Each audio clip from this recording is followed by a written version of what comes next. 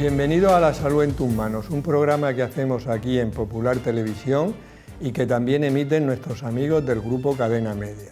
Hoy vamos a hablar de la resistencia a los antibióticos. Vamos a ver si es realmente un problema grave de salud pública. De hecho, hay revistas científicas que recientemente han publicado que para el año 2050 la resistencia a los antibióticos será una causa de muerte superior al cáncer. Vamos a ver si esto es alarmar a la población o realmente es una realidad que tendremos que intentar evitar. Para todo ello tenemos en el plató a los siguientes invitados. Genoveva Yagüe, muchas gracias Geno por venir. Gracias. Tú eres microbióloga en el Hospital Virgen de la Risaca y profesora del Departamento de Genética y Microbiología de la UNED. María del Mar Alcalde, gracias Mar por venir. Tú eres especialista en medicina interna, aunque ahora estás coordinando el PROA del Servicio Murciano de Salud. Exactamente. Y Ángeles Velasco, que ya es muy conocida por nuestros seguidores, que son muchos, dicho sea de paso. Muchas gracias, Ángeles, por venir otra vez. Gracias a ti por invitarme una vez más a este estupendo programa de La Salud en tus manos. Y además tú eres especialista en medicina familiar y comunitaria, Efectivamente. ¿no? Os recuerdo que en nuestro portal UCAN Salud, con el canal de YouTube lasaludentusmanos.ucan.edu, tenéis información sobre hábitos de vida saludables, prevención y tratamiento de determinadas enfermedades. Hemos sacado las cámaras a la calle y vamos a ver qué le gustaría saber a la gente sobre el tema de la resistencia a los antibióticos. Hola, tenía una duda. ¿Qué es la resistencia a los antibióticos? ¿Cómo se previene? ¿Cómo puedo saber si tengo resistencia a los antibióticos? Estas preguntas las vamos a ir respondiendo a lo largo del programa. De hecho, la primera te la vas a responder tú, Ángeles. ¿Qué es la resistencia a los antibióticos?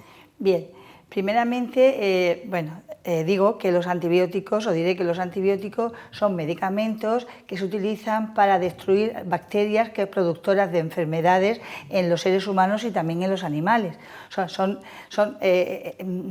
como digo, fármacos utilizados para destruir al germen invasor, que es el que nos produce la enfermedad. Por tanto, hablar de resistencia a antibióticos, estamos hablando de la capacidad que tienen estas bacterias de impedir ser destruidas por uno o más antibióticos. Como consecuencia de ello, las infecciones no llegan a curarse y además de no curarse, el antibiótico puede mutar, el antibiótico en la bacteria puede mutar, puede hacerse más resistente y propagar esa infección a otros seres humanos, a los animales, incluso al medio ambiente.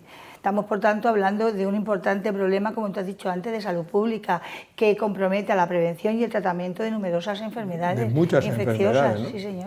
Vamos a ver, Geno, ¿qué han supuesto los antibióticos? Conviene que la gente, porque todos los que estamos aquí, la gente que nos escucha, es de la era de los antibióticos. Pero ¿qué ha supuesto para la medicina y si la resistencia a los antibióticos nos puede mandar a la era preantibiótica? No sé si me he explicado bien. Sí, yo creo que sí, perfectamente. Pues yo creo que todos estamos viviendo y sabemos la importancia que tienen las enfermedades infecciosas, y las enfermedades infecciosas han sido una de las causas más importantes de enfermedad, de morbilidad y de mortalidad en la humanidad. Por eso la introducción de los antibióticos, que se considera que empieza esta época antibiótica que tú decías con el descubrimiento de la penicilina por parte de Fleming, la introducción de los antibióticos en esos años, en los años 40, salva millones de vidas y mejora el pronóstico de estas enfermedades infecciosas. Mejora el pronóstico hasta el punto de que aumenta la esperanza de vida de la población, aumenta en varios años. Por lo tanto, ahí tiene una importancia en la disminución de la prevalencia de las enfermedades infecciosas. Pero no solo es eso, es decir, yo no sé si somos conscientes de lo que ha supuesto los antibióticos para la medicina. Es decir, hay un antes y un después en la medicina, hay un cambio radical en la medicina con la introducción de los antibióticos. Los antibióticos han permitido que conozcamos la medicina, o que empiece la medicina moderna, que conozcamos la medicina tal como la conocemos hoy en día, con actos y con procesos terapéuticos tan importantes como son los trasplantes de órganos, la supervivencia de los pequeñines, de los grandes prematuros, las cirugías con material protésico y la inmunodepresión. Es decir, los procesos de quimioterapia en pacientes con cáncer que llevan a una inmunosupresión y a enfermedades infecciosas importantes, los antibióticos han permitido la supervivencia de todos estos pacientes. Sí, por lo tanto, si no lo ha enumerado muy bien, pero muchas veces lo estamos usando y no somos conscientes a lo mejor de lo que ha supuesto realmente los antibióticos. Sí, es que ha cambiado la medicina, es decir, yo creo que ha cambiado la medicina y ha cambiado la humanidad. Y la segunda parte de la pregunta, ¿la resistencia a los antibióticos nos pueden llevar a situarnos como en la era preantibiótica? Pues hay gente, y yo creo que si no ponemos los medios adecuados para que esto no vaya más, podemos llegar. Hubo una época cuando se introducen los antibióticos que incluso se llega a hablar de la desaparición de las enfermedades infecciosas, es decir, se vive una euforia, se desarrollan muchos antibióticos y se van introduciendo nuevos antibióticos. Bueno, después de los años 40 se desarrollan la mayor parte de las familias de los antibióticos que conocemos y que estamos utilizando en la actualidad. Y de una forma callada, no nos dábamos cuenta o no nos queríamos dar cuenta, las bacterias ya se empiezan a hacer resistentes. Y a lo largo de los años se han ido conjugando dos procesos. Por una parte, las bacterias han ido acumulando mecanismos de resistencia, ahora tenemos las bacterias que llamamos multiresistentes, y por otra parte la industria farmacéutica ya no invierte tanto en antibióticos, porque son fármacos que no les son rentables. Entonces llegamos de hablar de la desaparición de las enfermedades infecciosas a en algunos casos encontrarnos con bacterias resistentes a todos los antibióticos para las cuales son muy difíciles de encontrar un antibiótico adecuado. Por eso hay gente que dice que volvemos a la era preantibiótica en la que no teníamos fármacos para tratar a las enfermedades infecciosas. Tomar las medidas oportunas para que... Las bacterias pan resistentes no son tan frecuentes y luego también yo creo que la industria farmacéutica se ha puesto un poco las pilas y estamos empezando a conocer nuevas moléculas antibióticas que hacía años que no había. Entonces, Mar, ¿hay crisis de los antibióticos? Y si hay crisis, ¿cuál es la causa? De hecho, hay crisis de los antibióticos porque, como bien ha dicho Geno, las bacterias son más rápidas adquiriendo resistencias que lo que somos capaces los humanos de producir, investigar y desarrollar nuevas moléculas. Entonces, efectivamente, al final, si esto se deja así, pues habrá bacterias que los antibióticos que tenemos actualmente no les sirvan para nada. Entonces, van a entrar en crisis, el antibiótico no va a ser útil. Entonces, lo que sí que es verdad es que una de las cosas que hacen que se está potenciando es que no solo dependa del descubrimiento de los antibióticos, el desarrollo de la empresa privada, porque claro, tenéis que pensar que un antibiótico siempre va a tener los días contados de uso, porque como decimos, los mecanismos por los que las bacterias adquieren la resistencia es un proceso natural, entonces al final van a ser resistentes con el uso de ese antibiótico, tiene una vida media, una expectativa de uso que es limitada, ¿no? Entonces la industria farmacéutica, pues claro, prefiere utilizar sus recursos en desarrollar otras moléculas que pueden utilizarse pues, de por vida, muchos más años. Por otra parte, en los tratamientos antibióticos cada vez estamos intentando que los ciclos de terapia sean menores, o sea, a lo mejor pues eso, lo que antes se hacía un tratamiento de 15 días, ahora se ha demostrado que con 5 días es suficiente y a eso tendemos, con lo cual tampoco son tratamientos muy largos que puedas usar mucho antibiótico. Entonces, si dejamos todo el peso del desarrollo de estas moléculas en la industria, pues claro, no vamos a perder la batalla. Entonces necesitamos otras estructuras, otra financiación, otros incentivos para que se desarrollen no solo nuevas moléculas de antibióticos para las bacterias que ya no podemos tratar, sino otras moléculas que no sean antibióticos, a lo mejor que consigan ser más selectivas e ir directamente a la bacteria patógena, como ha dicho Ángeles, y a lo mejor evitar los efectos secundarios que producen los antibióticos, que son como bombas para nuestra flora, nuestras bacterias que tenemos también viviendo con nosotros. No, es muy interesante todo lo que acabas de decir. Entre otras cosas, es verdad, claro, a la industria le interesa mucho más un fármaco para la diabetes, que esa persona con diabetes probablemente lo tome años y años y años, que no un antibiótico que son 10 días. ¿Vale? Es como máximo, un punto importante. En nuestra sección Palabras de Médicos, Juan Carlos Ferri y Mariluz Soler nos van a decir el origen de varias palabras relacionadas con el tema. Muy buenas. Hoy vamos a hablar de los antibióticos y la resistencia a ellos. Que es muy interesante porque ¿quién no ha tomado alguna vez un antibiótico? Pues antibiótico viene de anti, opuesto, que lucha contra, más bio, que es vida. Y al final tico es relativo a algo que lucha contra una vida, una microvida, unos microbios. Aunque esto en un primer momento no era así, antibióticos se utilizaba para referirse a lugares que no albergaban vida. Luego fue evolucionando hasta adquirir el significado de sustancia que lucha contra las bacterias, estas formas microscópicas de vida. Bacteria deriva del griego bacterios, que significa bastoncillo, porque en un primer momento las primeras bacterias observadas tenían esta forma. Y las bacterias observadas por microscopio que tenían forma redonda recibían el nombre de bacillum, bacilo, porque vienen del latín baculum, que significa bastón. Muchas veces estos antibióticos tratan de luchar contra bacterias que tienen un origen patógeno. Patógeno también deriva del griego, está compuesto por pathos, sufrimiento, y genos, que produce. Patógeno entonces es que produce sufrimiento. Pero a veces estos antibióticos no tienen todo el efecto que quisieran y se produce una resistencia, que viene de repetir, reiteración, más sistere, que es mantenerse firme. Que sistere lo podemos ver en otras palabras como existir, asistir, consistir. En fin, esperemos que los antibióticos hagan bien su trabajo y no presenten resistencia. Palabras de médicos.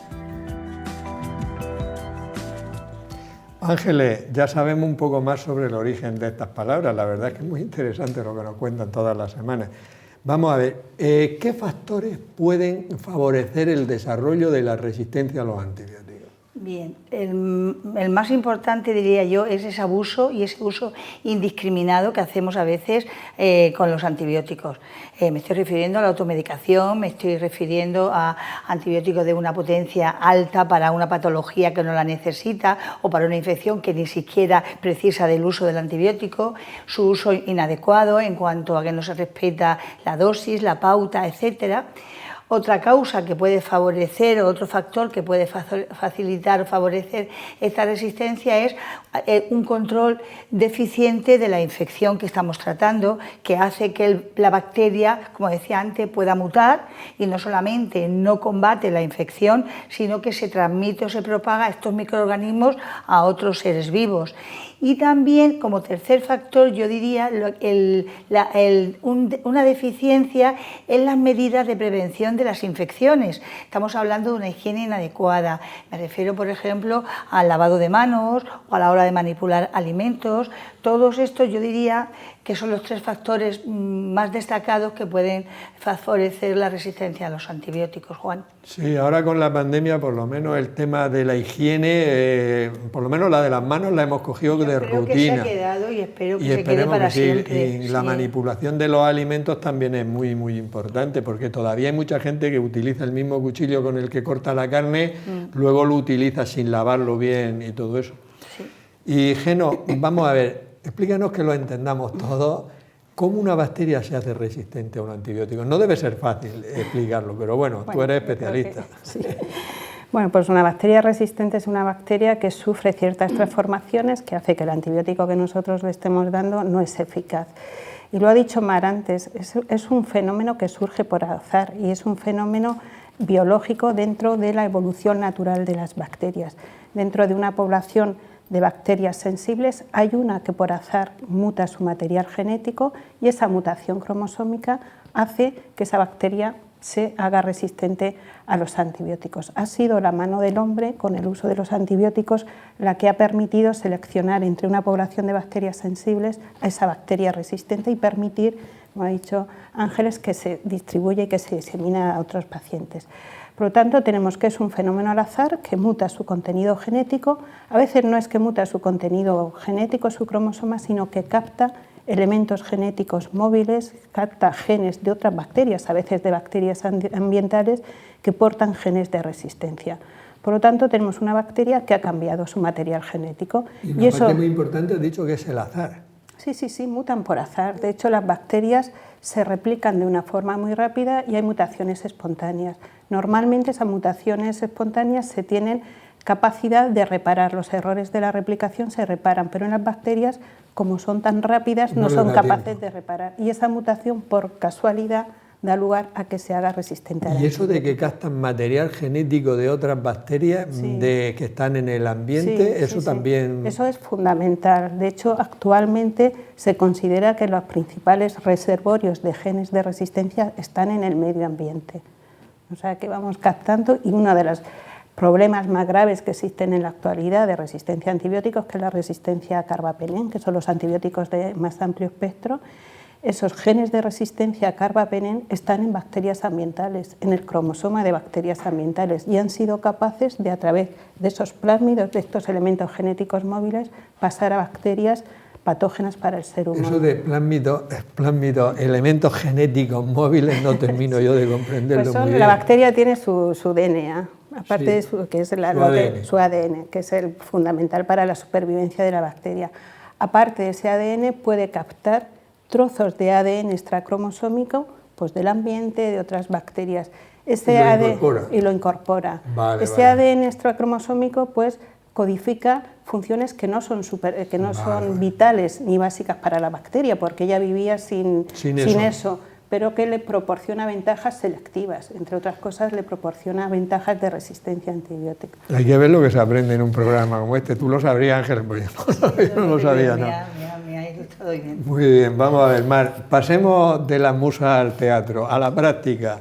Tú como internista, ¿tú te has encontrado en la práctica diaria que los antibióticos no han dejado de ser útiles en determinadas infecciones?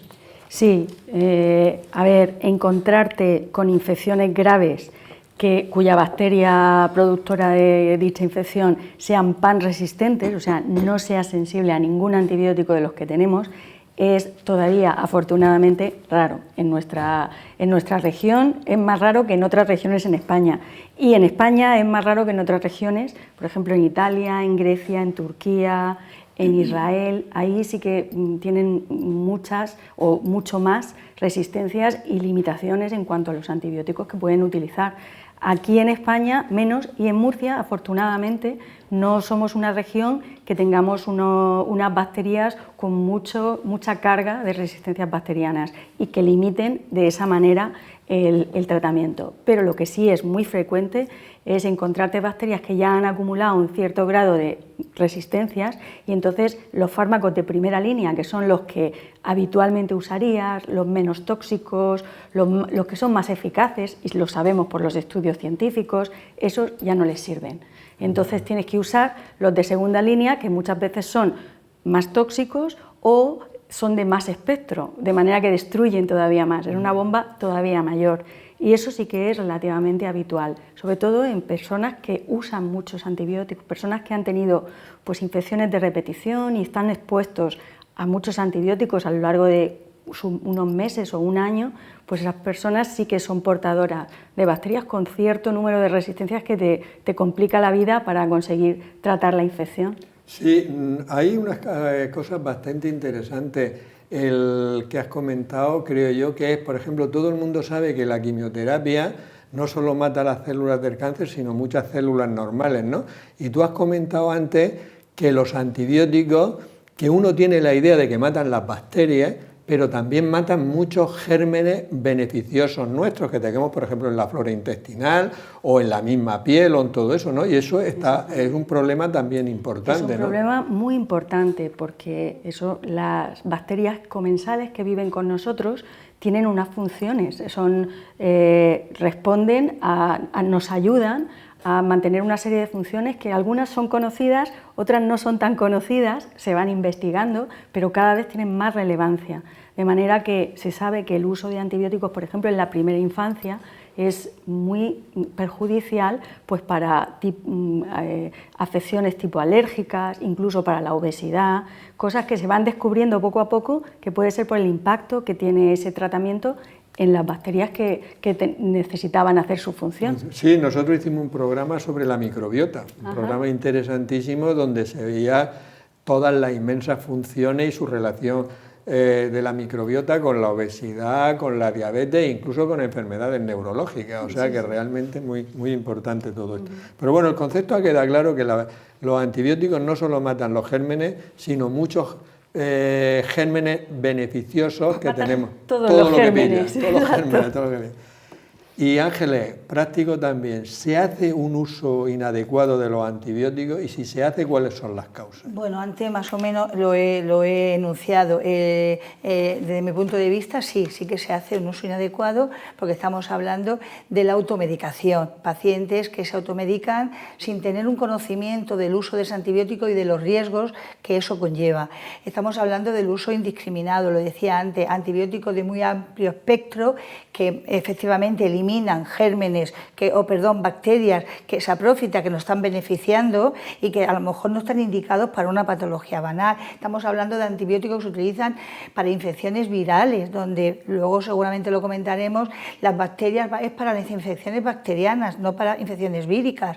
Entonces, esa utilización del antibiótico de forma indiscriminada, también el hacer un uso inadecuado en cuanto a lo que comentaba antes, la posología, no respetar la pauta, los intervalos entre dosis, la duración, guardar almacenar antibióticos en casa, que a veces lo vuelven a reutilizar pensando que van a tener los mismos beneficios por los cuales en su momento se lo indicaron. Todo eso hace que tengamos un uso inadecuado. Las causas, más o menos a nivel de los pacientes, lo acabo de enumerar, más o menos son las mismas. También, y esto pues me afecta, ¿no? Porque como profesional sanitario también tengo que decir que a veces el profesional sanitario se ve presionado por el propio paciente para prescribir un antibiótico porque piensa que con eso se va a mejorar o va a curar antes.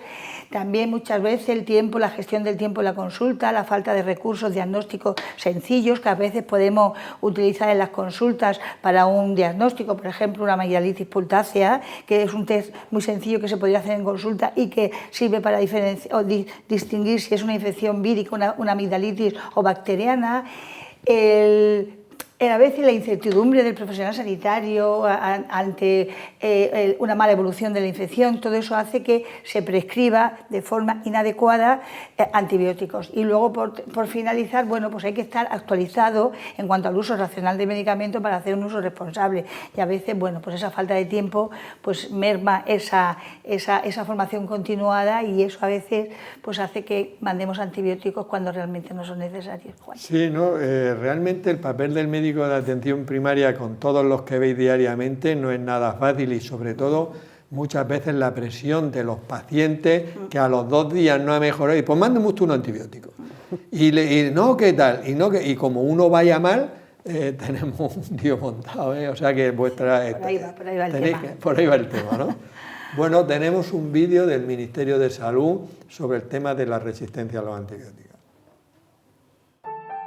Esto es un antibiótico, nuestro mejor aliado para combatir infecciones causadas por bacterias en personas y animales.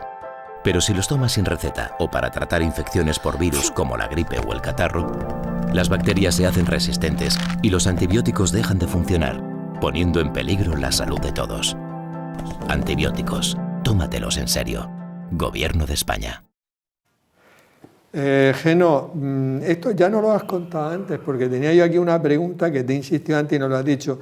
¿De dónde surgían los genes que hacían resistentes a las bacterias, ¿no? Ha sido lo que nos has explicado. Sí, un poco hay que tener en cuenta que las bacterias resistentes no solamente existen en el ser humano, sino que están en el medio ambiente, están en los animales, que es muy importante, y que de hecho actualmente se considera el medio ambiente como el principal reservorio de genes de resistencia, esos genes de resistencia que van a pasar al ser humano. Las bacterias no viven solas, viven en ecosistemas complejos y en el medio ambiente viven rodeadas de otras bacterias, de otros hongos que producen antibióticos. De hecho, es el primer antibiótico, surge de un hongo, entonces tienen que desarrollar mecanismos de resistencia para sobrevivir. Entonces, hay bacterias resistentes en el ambiente y luego también en el ambiente se están expuestos a antibióticos que eliminamos los humanos, los animales, a través de la orina, de las heces, que pasan a las aguas residuales y pasan al ambiente. Por lo tanto, es un ecosistema muy complicado, todo esto es complejo. Sí. Hablamos de resistencia a los antibióticos como si fuera una cosa muy sencilla y realmente un tema muy complejo y probablemente las soluciones por eso no sean nada fáciles. Yo quería resaltar también que aparte de en el ambiente es importante en los animales. Es decir, en los animales también nos transmiten bacterias que pueden ser resistentes. En los animales se utilizan muchos antibióticos para curar enfermedades infecciosas, como profilaxis de enfermedades infecciosas. Luego, una palabra que es la metafilaxis, es decir, que hay explotaciones ganaderas a las que se le dan antibióticos para prevenir, no se sabe muy bien por qué. Y luego una cosa muy importante que actualmente está totalmente prohibido es que durante muchos años se le han dado a los animales antibióticos como promotores del crecimiento, para estimularles el apetito. Y eso ha hecho que seleccionen muchas bacterias resistentes que han pasado a los humanos. Aquí en España, desde el 2006, está totalmente prohibido dar antibióticos a los animales. Entonces hay un resistoma, un acúmulo de genes de resistencia, se llama resistoma, que nos rodea, no solo en la microbiota humana, en nuestra propia microbiota, en las bacterias patógenas, sino en el ambiente y en los animales. Muy bien, Mar, profundízanos un poquito más en el tema del mundo animal, porque contribuye de manera muy importante, como estáis comentando, a la resistencia a los antibióticos. Efectivamente, como ha explicado muy bien Geno, esto es un problema multisectorial. No es solo la medicina humana, la prescripción que hacemos los médicos a los humanos cuando están enfermos, es la prescripción que hacen los veterinarios a los animales, no solo a los animales de compañía, a los animales de las granjas, cómo se utiliza o se ha utilizado los antibióticos para intentar paliar unas condiciones malas de higiene, ¿no? por condiciones de estabulamiento, hacinamiento de determinados animales. Cuando uno se pone enfermo, en vez de tratar a uno, pues haces un tratamiento a todo lo que está alrededor para evitar que se te ponga enfermo, efectivamente. Todo eso, o luego para la producción también, como ha dicho Geno, eso ya no se hace, pero se comprobó pocos años después de descubrir la penicilina que si se le administraba a los animales en crecimiento, crecían más y eran más productivos, ¿no? Entonces, pues se utilizaron para eso, para incentivar para que crecieran más y incentivar la productividad. Entonces, eso es una cantidad de antibióticos mucho mayor de la que nosotros los humanos podemos utilizar para nuestras infecciones. Y como ha dicho Geno, eso se ha mantenido en el ecosistema y ese es fundamentalmente el problema que existe. Por eso las soluciones no son solo en humanos, sino siempre hay el PRAN, que ahora hablaremos un poquito de él, pero tiene una línea estratégica fundamental que es la salud animal y la formación de los veterinarios, y luego una serie, hay muchos ministerios implicados, de manera que también la economía y la industria, ministerios que priman un poco la productividad y sin embargo se ha restringido este tipo de usos por el perjuicio que puede producir a largo plazo. Entonces eso, hay que tener unas soluciones para este problema que sean multisectoriales, porque solo con uno no vale para nada. Vamos a ver, Ángeles, ¿tú crees como médico de atención primaria que se prescriben muchos antibióticos en la atención primaria? Y sería bueno que un médico de atención primaria, entre las 1000 funciones que tiene, todos los días pensara un poco en hoy voy a poner los antibióticos precisos nada más. Bien, yo creo que sí se prescribe demasiado o más antibióticos de los que se debiera en la atención primaria. España es la quinta país donde más antibióticos de la Unión Europea, donde más antibióticos se recetan. En atención primaria se recetan un 80-90% de los antibióticos y la mitad de ello para infecciones respiratorias de vías altas, para una tos, para una amigdalitis, para una otitis externa no complicada, para una bronquitis aguda, tratamientos patologías que no necesitarían del antibiótico. En cambio, un 50% de los antibióticos van dirigidas a estas enfermedades muy sencillas que con medidas no farmacológicas también se resuelven. Y además decir que, a ver si lo digo, solamente estaría justificado el uso de antibióticos en esta patología en un 20% de los antibióticos. Estoy hablando que más de la mitad de los antibióticos van dirigidas para estas patologías, con lo cual sí que hay un uso excesivo de antibióticos y esto repercute en que más de 3.000 muertes al año en España son debidas a esta resistencia de antibióticos, a este mal uso, y además esto también genera un gasto sanitario que está cifrado en unos 150 millones de euros en España por este uso a veces indiscriminado que hacemos del antibiótico. En cuanto a los profesionales sanitarios, hombre, yo sí que creo que el sanitario se plantea no da antibiótico en plan complaciente, aquí llega el paciente y un antibiótico, no. Hoy en día, como está estructurada la atención primaria, donde por suerte, aunque el tiempo siempre es corto en las consultas, pero sí que es verdad que yo me acuerdo hace 50 años la medicina ambulatoria, donde en 2 horas veía, tú eso lo habrás visto, Juan, 100 pacientes, 200 pacientes. Hoy tenemos muchos pacientes y muy pocos minutos en consulta, pero intentamos hacer un uso racional de la medicación que mandamos, y si hay que decir no, se dice no, a veces con la frustración del paciente que no se ve complacido en su petición, pero bueno, hay que razonar con él y hay que decirle que tenga confianza en su médico y en su sistema inmunitario, que hace mucho. El sistema inmunitario es muy importante. Sí. Geno, ¿cuándo decimos que un microorganismo es multiresistente? La famosa esa superbacteria o superbacteria. Sí. Pues actualmente la mayor parte de las bacterias, bueno, casi todas las bacterias son resistentes a algún antibiótico. Ya es raro que veamos un antibiograma en el que sean todos sensibles. El problema, como hemos dicho antes, es que las bacterias han ido acumulando resistencias a antibióticos de diferentes familias, y actualmente se considera que es un microorganismo multiresistente cuando es resistente a más de 3 familias de antibióticos de los que habitualmente utilizamos en el tratamiento de las infecciones producidas por ese microorganismo. Hay un paso más, que son las bacterias extremadamente resistentes, es cuando solo tenemos 2 familias de antibióticos capaces de ser utilizadas en su tratamiento, y luego ya el último escalón, que como ha dicho Mar, todavía son poco frecuentes, son las bacterias panresistentes. Son aquellas que son resistentes a todos los antibióticos y que no tenemos ninguna opción terapéutica en la actualidad para tratarlas. Muy bien. Has dicho antes, Mar, que por suerte Murcia no tenía un gran índice de resistencia a antibióticos, España también está bien, con respecto a otros países, has citado Italia, Israel, etcétera, etcétera, pero que eso es porque se están implementando en España algunas estrategias para disminuir eso, y ¿qué es exactamente el PROA? Sí. Ya, claro, a partir del Parlamento Europeo, Europa instó a todos los países miembros a que cada uno implementara un plan nacional para abordar este problema de salud pública, puesto que, como hemos visto, es un problema global que no tiene fronteras. Entonces, pues en España, la Agencia Española del Medicamento y Productos Sanitarios desarrolló desde 2014 lo que se llama el PRAN, que es el Plan Nacional frente a las resistencias a antibióticos.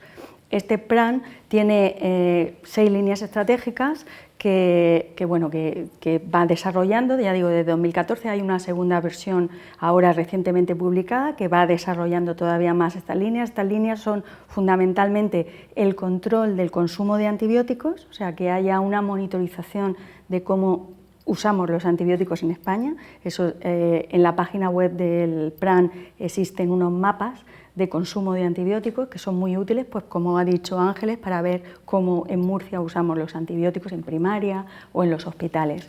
Luego, la segunda línea estratégica es el control de la resistencia, o sea, detección de microorganismos resistentes, dónde están y cómo somos, cuántas bacterias resistentes tenemos. Eso también lo está promocionando el PRAN para que se controle a nivel nacional. La tercera línea estratégica es la formación, hay muchos cursos de formación, están sacando muchos vídeos. Este vídeo que hemos visto es más de divulgación, pero también tiene mucho para personal sanitario, para prescriptores, para formar tanto a veterinarios como a médicos.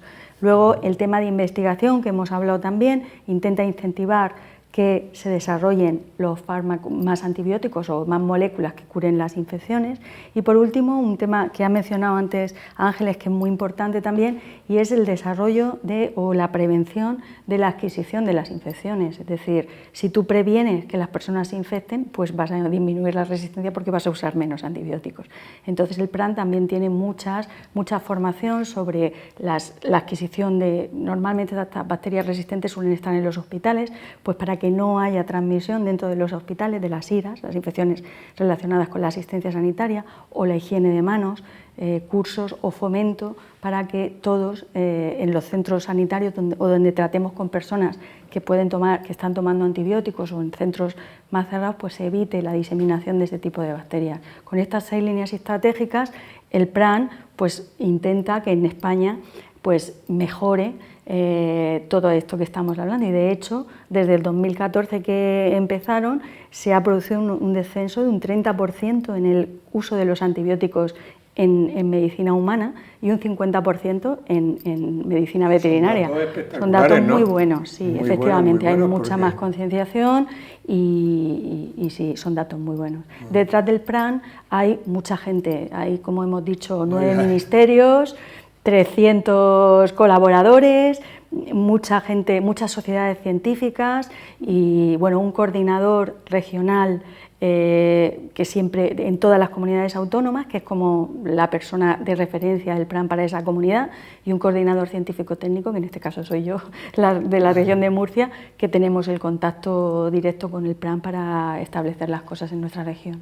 Bueno, realmente yo me he quedado totalmente impresionado de realmente estamos poniendo encima de la mesa este problema que es tan grave y tan importante, aunque por lo que dices se han obtenido mejoras muy importantes desde el año 2014, porque disminuir el consumo de antibióticos un 30% en humanos y un 50% en animales son cifras espectaculares. Espectaculares, pero es que partíamos, como ha dicho Ángeles, de ser el peor país de la Unión Europea. Partíamos desde 2013, que son las primeras encuestas que hacen el Eurobarómetro, que monitoriza un poco cómo es el consumo de antibióticos en la población, pues éramos el peor, éramos el peor. Y ahora somos el tercero, o sea que tampoco bueno, ahora esta encuesta se hizo en 2018, entonces ahora igual si la repitieran estaríamos mucho mejor. Como digo, estamos mejorando, pero nos queda mucha tenemos posibilidades de mejora, ¿no? Vamos a ver, Ángeles, como médico de atención primaria, ¿cuándo está indicado tomar un antibiótico y sobre todo cuándo no está indicado? Bien, esta respuesta es muy sencilla y muy cortita. Está indicado tomar antibiótico cuando un médico o un profesional sanitario lo crea conveniente para combatir una infección producida por bacterias. Antes decía que hay infecciones, la mayoría son infecciones víricas que no requieren del uso de los antibióticos. Un antibiótico no quita el dolor ni quita la fiebre, combate la bacteria, pero para eso tiene que ser una infección producida por bacterias. Entonces, que los telespectadores que nos están oyendo, antibióticos cuando lo indique el médico, porque él sí que tiene una cierta certeza o una certeza bastante amplia de que esa enfermedad está producida por una bacteria y la puede combatir. Además, daría un antibiótico adecuado a esa patología, sin como decía antes, sin utilizar antibióticos de amplio espectro, que antes lo hemos comentado, que no solamente destruye a la bacteria que infecta, sino a muchas bacterias y muchos gérmenes que nos están realmente protegiendo. Por tanto, indicado cuando el médico lo crea oportuno. Y no sé la otra parte de la pregunta cuál era. ¿Cuándo no estaban indicados? Pues bueno, pues cuando para la mayoría de las patologías, no está indicado el antibiótico, ¿vale? Muy bien. Y Geno, ¿cuáles son los microorganismos que están generando más problemas de resistencia ahora? Pues ha cambiado un poco en los últimos años. En el siglo pasado, en el siglo XX, en los años 70-80, empiezan los gram positivos, Staphylococcus aureus, que produce muchas infecciones de herida, produce infecciones graves. Aparecen los Staphylococcus aureus resistentes a meticilina, que son resistentes a todos los beta-lactámicos, que son los antibióticos que más se utilizan, y supone un problema importante porque producen brotes en los hospitales. De hecho, los primeros nuevos antibióticos son casi todos dirigidos a gram positivos, a Staphylococcus aureus. Pero esta situación cambia y actualmente no son los gram positivos. En el 2017 la Organización Mundial de la Salud sacó una lista de cuáles eran los patógenos críticos para los cuales se necesitaba de forma urgente desarrollar nuevos antibióticos porque nos quedábamos sin forma de tratarlo y producían infecciones muy letales. y son gram negativos, y son 3 grupos de microorganismos: las enterobacterias, que son los microorganismos que más infecciones producen, tanto a nivel de atención primaria de la comunidad como a nivel nosocomial, pues Escherichia coli, todo lo que... El coli lo conocemos todo. Las enterobacterias resistentes a cefalosporinas y a carbapenén, que son los antibióticos de más amplio espectro. Luego las pseudomonas aeruginosas multiresistentes también originan un problema importante. Las pseudomonas pueden producir de infecciones muy poco graves, como pueden ser la otitis del nadador, a producir infecciones que comprometen la vida del paciente, sobre todo en pacientes inmunodeprimidos. Entonces, uno de los factores de mal pronóstico de estos pacientes es que sean multiresistentes. Y luego otro patógeno que, por desgracia, en nuestra región lo hemos conocido mucho, que es el Acinetobacter baumannii. El Acinetobacter baumannii durante muchos años ha sido un problema muy importante en las UCIs. De hecho, nosotros tuvimos un brote importante en el 2016 y en el periódico lo llamaban la bacteria pesadilla de las UCIs. Acinetobacter baumannii es resistente prácticamente a todos los antibióticos. Hay solo 2 antibióticos que son útiles para su tratamiento. Esas son las 3 bacterias más importantes. Hablo de nuevos antibióticos. ¿Te estás refiriendo a nuevos que han salido ahora recientemente? Bueno, los nuevos antibióticos yo los llamo a los que salen después de ese boom que sale después del descubrimiento de la penicilina. Empiezan a aparecer a partir del año 2000. Pues hay algunos frente a gram positivos, nos quedamos casi sin antibióticos frente a gram negativos, y es ahora recientemente, los hemos incorporado a la práctica clínica, pues hace a lo mejor 4 o 5 años como mucho, cuando ya están apareciendo antibióticos que son capaces de actuar frente a estas bacterias multiresistentes. Como comentaba antes, más la importancia de investigar, sean los laboratorios o otros, pero para sacar moléculas que sean capaces de destruir eso. Yo creo que la industria farmacéutica ha empezado a ver el problema y ha empezado a invertir de nuevo, a pesar de que es un negocio y algunos no les son rentables, como ha comentado Mar. Ya nos ha explicado Mar antes que la gran cantidad de profesionales que están implicados en el PROAES. Así que vamos a dar paso a uno de los vídeos que ponemos en nuestro portal de salud, lasaludentusmanos.ucam.edu. El doctor Avellán, cardiólogo, nos va a decir, hablando del ejercicio de alta intensidad, cuántas veces habría que hacerlo a la semana y cuánto debería de durar una sesión. Pepe, ¿cuánto tiempo se puede hacer ejercicio de alta intensidad y cuántas veces a la semana? Bueno, va a depender de nuestra forma física, desde los grandes atletas que entrenan pues, prácticamente diariamente o 5 o 6 días a la semana, alta intensidad y varias horas, hasta lo más habitual o lo más recomendable desde el punto de vista de la salud, que desde mi punto de vista es hacer ejercicio de alta intensidad 3-4 días a la semana y complementarlo con ejercicio de fuerza. Para mí eso sería lo óptimo. Pero ¿y cuánto tiempo una persona por sesión? Yo no creo que sea necesario hacer más de media hora de lo que es ejercicio de alta intensidad en cada sesión. Teniendo en cuenta las pausas que se hacen entre... Teniendo en cuenta las pausas, pero sin tener en cuenta pues, la llegada a donde lo vayas a hacer ni la vuelta. En general, fíjate, la mayoría de centros donde se hace ejercicio de alta intensidad, las clases duran 1 hora, pero en esa hora incluye el calentamiento, la explicación, el ejercicio con sus pausas y luego el estiramiento. Vale. Ahora estamos grabando a 29 de julio del 2021, estamos en los Juegos Olímpicos. Los deportistas olímpicos practican, que tú sepas, con frecuencia el ejercicio de alta intensidad. La mayoría sí, porque es un ejercicio que, como hemos comentado, pues te supone una serie de ventajas desde el punto de vista muscular mucho mayores que el de moderada intensidad. Pero luego hay otros deportistas, como por ejemplo los que practican maratón o los que hacen marcha, que no les interesa tanto. Ellos entrenan con un alto volumen de entrenamiento, mucho tiempo, pero no tienen por qué hacer alta intensidad. Pero en general, pues incluso los piragüistas, los tenistas, los futbolistas, cada vez se emplea más el ejercicio de intensidad para prepararse. En deportistas de élite estamos hablando. Sí, sin duda. De hecho, eso ha cambiado. Hace 30, 40 años no se hacía tanto ejercicio de alta intensidad como ahora, que es mucho más generalizado. Mar, ¿qué es exactamente el PROA? Vale, el PROA son los programas de optimización del uso de antibióticos, que es una de las medidas más eficaces que se ha desarrollado para intentar optimizar el uso de antibióticos en humanos.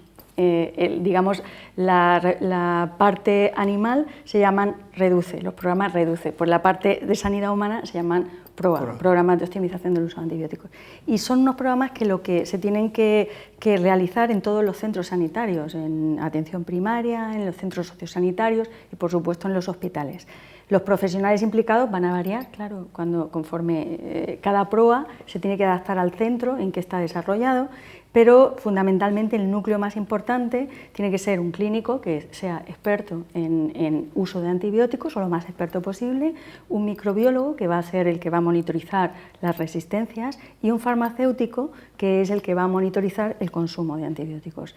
En hospitales muchas veces se unen, por ejemplo, algún experto en UCI, que son los que llevan su propio PROA en la UCI, en la unidad de cuidados intensivos, por el tipo de paciente. Ahí tienes que hacer una aproximación terapéutica un poco diferente del resto del hospital, o los pediatras, o muchas veces hay hospitales donde en cirugía hay un referente que es el referente PROA para el resto de los cirujanos. Todo ese equipo lo que intenta es que se optimice al máximo posible el uso de antibióticos mediante formación, mediante evaluación del consumo que se hace en ese departamento, o siendo el referente para las dudas que tengan los compañeros o para evaluar la calidad de prescripción que tienen los compañeros alrededor y poner medidas si hay en algún momento alguien que no lo hace bien.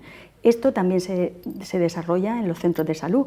Es más complejo porque en los centros de salud, como ha comentado Ángeles, pues muchas veces hay tanta patología o tan diversa que tener un referente en antibióticos parece que es demasiado, ¿no? Un referente en antibióticos, un referente para residencias, es como ya demasiado, pero no deja de ser importante porque ese referente de antibiótico al cual se le forma y se le da, pues eso, se constituye como el núcleo a partir del cual los demás van aprendiendo y él enseña todos los resultados que va teniendo de consumo y se van comparando, y eso, solo esa acción reduce un montón o optimiza el uso de los antibióticos. El antibiótico se pone, como ha explicado todo el tiempo Ángeles, cuando hay que ponerlo, a la dosis que hay que ponerlo, en el intervalo que hay que ponerlo y en la duración que hay que ponerlo. Muy bien. Pues eso era una pregunta, Ángeles. Mucha gente, a lo mejor el médico de atención primaria le manda un antibiótico y le dice, pues esto tienes que tomarlo de tal manera y tanto tiempo. Pero muchas veces uno mejora, el paciente mejora a los 2 o 3 días y se lo quita. ¿Esto cómo lo podéis solucionar? Porque esto debe ser un problema frecuente, ¿no?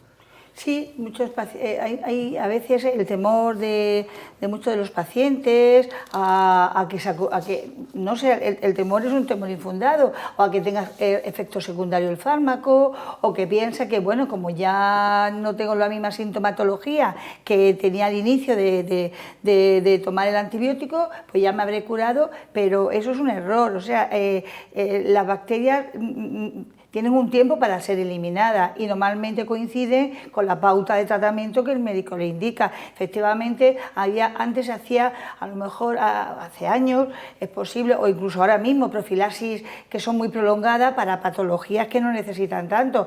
Hace no mucho, para una infección de orina por un Escherichia coli, bueno, que puede ser sensible a la amoxicilina clavulánico, antes las pautas eran de 8 días y ahora con 5 días de tratamiento y una dosis de 500 miligramos cada 8 horas, normalmente combatimos. Es decir, que hay que utilizarlo el tiempo que se necesite, pero no, y el tiempo que para el cual esa infección tiene la duración del tratamiento. No porque me encuentre mejor, ya me la tengo que quitar. Porque ¿qué conseguimos con ello?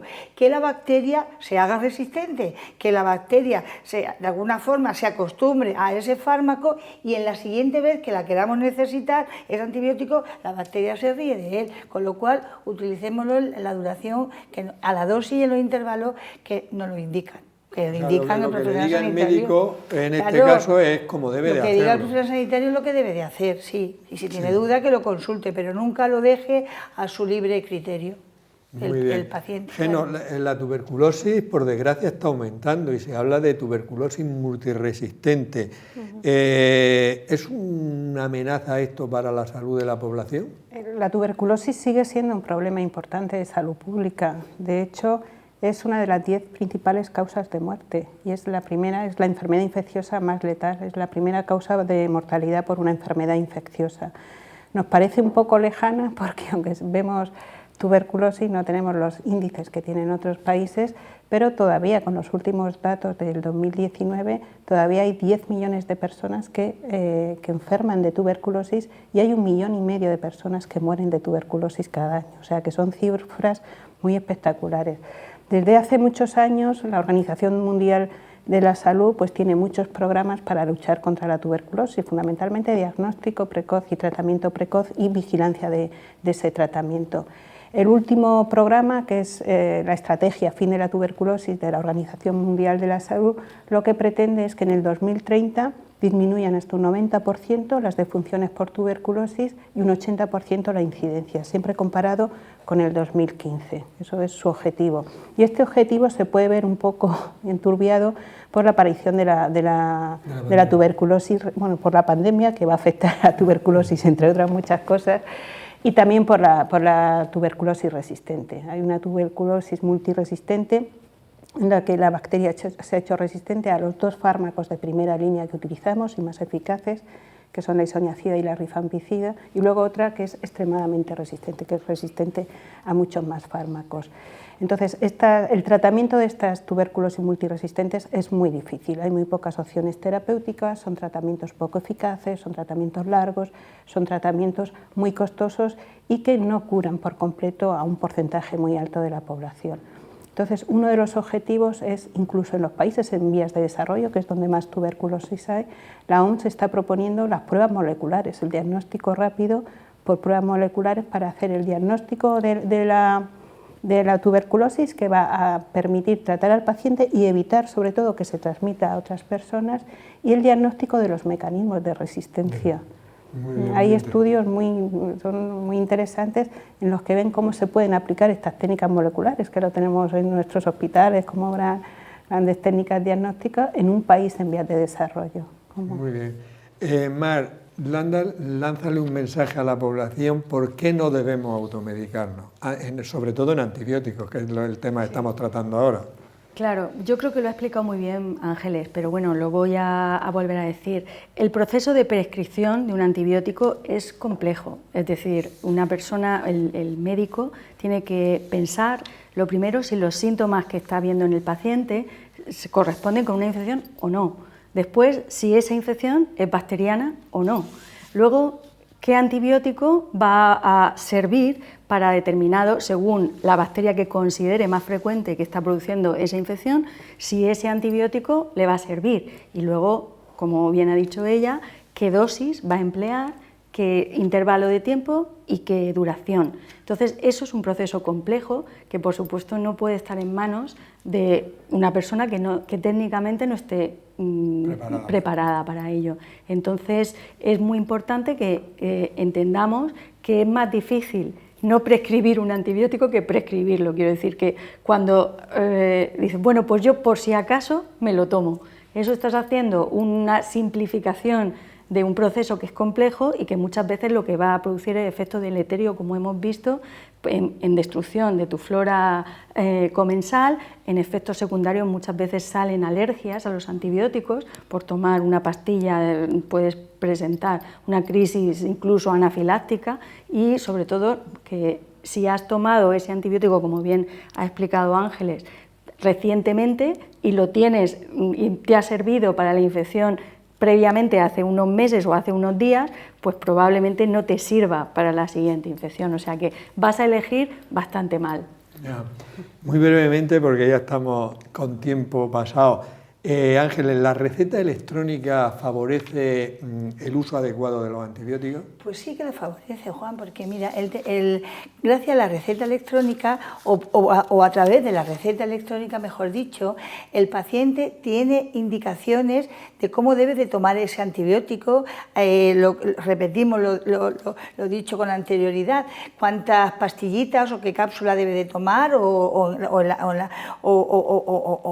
vial, o si es líquido, si es en cremita. El caso es que le dice la dosis que debe de tomar, a los intervalos que debe de tomarlo y la duración del tratamiento. Por otro lado, la receta electrónica también permite hacer una dispensación secuencial, es decir, tomarlo, no que tenga varios antibióticos o el mismo antibiótico un mes de tratamiento, sino que se puede prescribir poco a poco. Permite también que el médico vea si el paciente tiene adherencia, si lo ha sacado de la farmacia, porque puede comprobar en OMI, que es la historia clínica informatizada, si lo ha sacado. Le permite también que no haya fraude, porque para que se le dispense un tratamiento antibiótico a un paciente debe presentar su DNI o su número de identificación personal, evite que ese antibiótico pueda ser tomado por otra persona.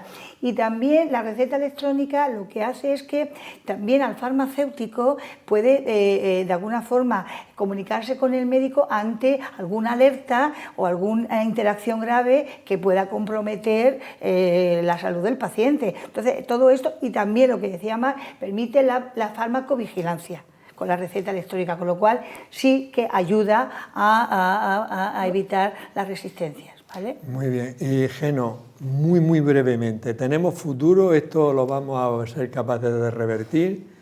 Yo creo que sí, eso es un problema muy complejo y yo creo que lo que hemos comentado hay que abordarlo desde ámbitos muy diferentes, no de solamente la salud humana, la salud animal, el medio ambiente, y yo creo que actuando todos en cooperación podemos ayudar.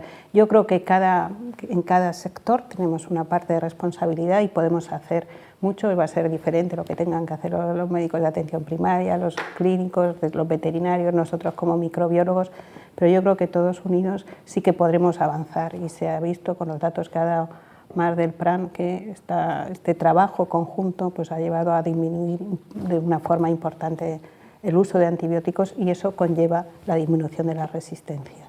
Muy bien. Y Mar, última pregunta, y voy a decir que yo sé, este programa de verdad que yo creo que está muy bien, muy práctico, muy eso, pero a mí me van a llamar la atención, y me van a llamar la atención los farmacéuticos, porque ahora mismo me doy cuenta que a lo mejor un farmacéutico debería de haber estado aquí, pero entono el mea culpa porque no lo he pensado antes. Quizás si lo hubiera pensado, tengo personas que colaboran de manera muy importante en nuestro portal de salud, y por eso les pido disculpas a los farmacéuticos. Y por eso te digo, vamos a ver, Mar, ¿qué papel desempeñan los farmacéuticos, que se lo debería preguntar a ellos, ¿vale?, para disminuir la resistencia a los antibióticos? Vale, a mí no me importa lanzar una mano a los farmacéuticos, porque realmente es fundamental su papel. Es fundamental, fíjate si es así, que la Agencia Española del Medicamento es la que está liderando el plan nacional frente a las resistencias. Pero así ya, con respecto a tu pregunta, en las farmacias de las ciudades o de los pueblos es súper importante el papel del farmacéutico, porque primero él va a controlar que la prescripción, o sea, que la administración del fármaco sea siempre con una prescripción, y él va a dar toda la información a las personas de por qué eso es así, que no es una normativa que no tenga un sentido, sino que va a explicar por qué es así legalmente y va a convencer a las personas.